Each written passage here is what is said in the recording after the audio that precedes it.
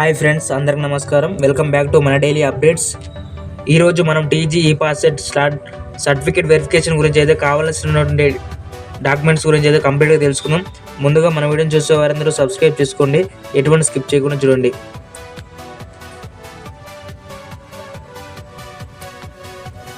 ఇక్కడ చూస్తే TG ePASS 2024 rank card మరియు TG ePASS 2024 hall ticket, Aadhaar card, SSC marks memo, intermediate certificate మరియు 1 to 5th కానీ 5th to 10th వరకు ఉన్నటువంటి స్టడీ సర్టిఫికేట్స్ మరియు TC transfer certificate, income certificate అనేది మనకు జనవరి తర్వాత మనకు కావాల్సింది.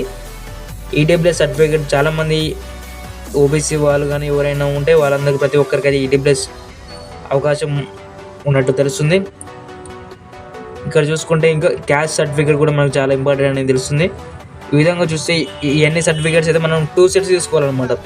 2 sets కానీ మన యొక్క ఆధార్ కార్డ్, పాస్పోర్ట్ కానీ ప్రతి ఒక్కటి కంప్లీట్ ఉన్నదైతే మనం 2 sets ఒక్కటి తీసుకువెళ్ళాలి.